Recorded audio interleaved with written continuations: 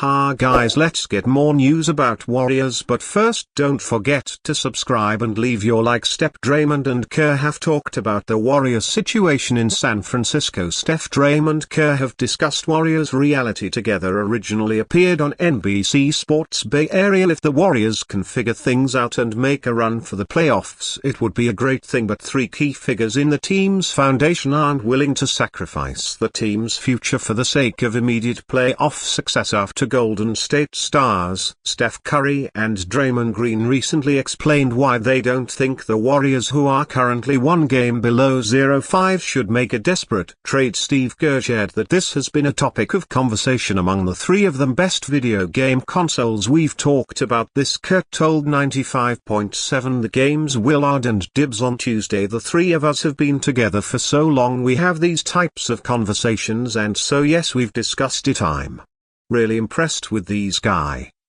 and how much they care about the Warriors and the team's future. And you're right, a lot of players in their situation might say forget the future, let's trade everything and see what happens. That's not who they are, and part of that is because they're Warriors for life. It's like how Dirk Nowitzki watches Dallas games from the sidelines like a fan, and that's really cool. I think that's how Steph and Draymond will be once they retire. They'll be Warriors fans. They want the best for the team's future, and they're thinking clearly about this after the Warriors gave the Toronto Raptors their second win in 18 games on Monday night. Curry told reporters the Warriors shouldn't make a desperate trade last week in Detroit. Green told Yahoo Sports' Vince Goodwill that trading away the future for one last shot at a championship is something bad teams do best. Video game consoles, watch Live Sports Online. Curry, Green and Kerr are all on the same page. We're in a very unique and tough situation, but it's no one's fault. Kerr said this is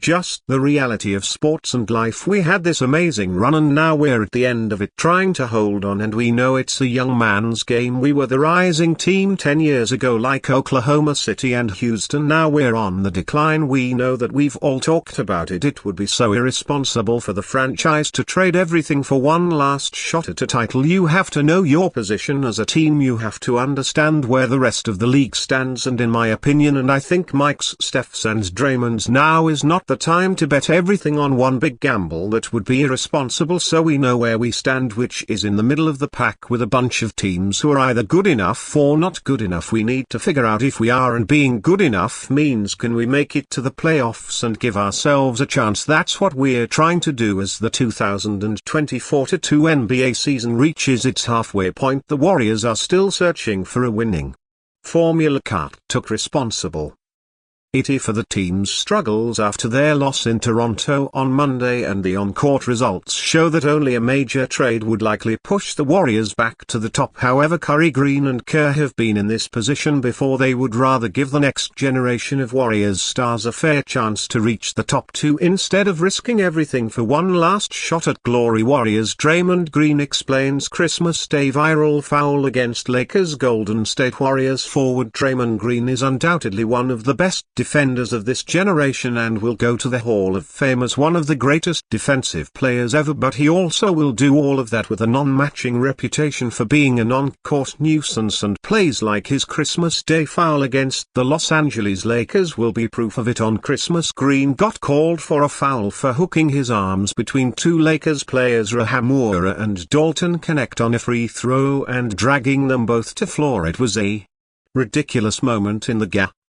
As Green tried to argue the foul was on one of the two players he leveled, but referee Scott Foster did not budge and counted the foul against Green. Now Green explained exactly what was trying to accomplish with that foul and why he argued it in the first place via the Draymond Green Show with Baron Davis. So in true fashion, my favorite referee Scott Foster is on the baseline on the box out. They hook their arms in front of me, which you can't do. It's illegal. Like, they connect and hold each other's arms. I'm like, Scott, they can't do this. Scott is like, hey, unlock arms, you guys can't do that. So they unlock arms and then they start to move their arms back together. So I look back at Scott, I'm like, Scott, he's like, you can't do that. So you know me, I think fast. If their arms are connected, if you run into their arms, it's actually a foul on them. So I just alerted Scott twice. He sees that they're locking arms, so I'm going, I take a little step back, load my run up, and then I just try and take off, running into their arms. Scott You see, their arms were locked. You weren't going to blow the whistle, so I'm like, oh, they ain't blown the whistle yet, I got to do more to get this foul call. Green is an intelligent player even if he has a reputation about him, so him doing what he did obviously had a reason, but looking back he knows that he didn't have much of an argument as he fouled in the process of trying to get Foster to notice LA's foul first. No, it was definitely a foul on me for sure, but it was only a foul on me because he missed the first foul when I ran into their arms. The Lakers got the right outcome and a hilarious video from this moment, and they got an important Christmas Day victory. On top of all of that, Lakers Warriors blockbuster trade idea swaps LeBron James for package including future top 5 draft pick, former All-Star, after competing against each other in the NBA Finals 4 straight years from 2015 to 18 and playing in countless other classic contests. Golden State Warriors guard Stephen Curry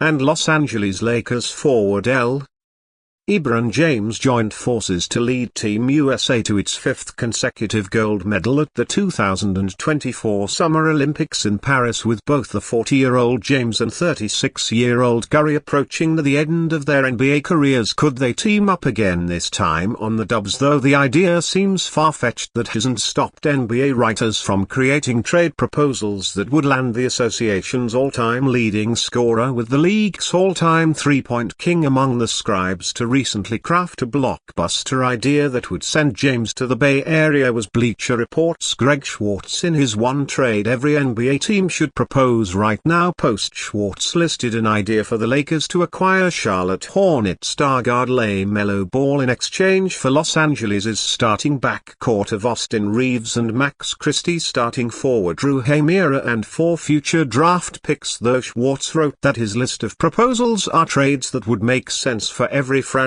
no matter what direction they're headed. He also admitted that his idea for the Lakers-Warriors swap is certainly out. Will the Lakers actually trade James? Probably not, but that shouldn't stop the Warriors from at least making another phone call. He wrote, the idea of pairing James with Stephen Curry and Draymond Green could lead to one last championship for all three, only adding to the legacies of the 3 future Hall of Famers. With the Lakers hovering in mediocrity once again, James should at least consider spending the remainder of his career with Curry by his side. Though the Lakers 20-17 have lost 3 in a row, they're right in the thick of the playoff chase, sitting 7th in the Western Conference. They're just 1/2 game behind the Los Angeles Clippers 21-17 for the final spot to avoid the play-in tournament, and are in the mix to move all the way up to 2nd or 3rd in the standings. Both the Clippers and Lakers are hoping to come together as a city in the wake of the area's devastating wildfires and make a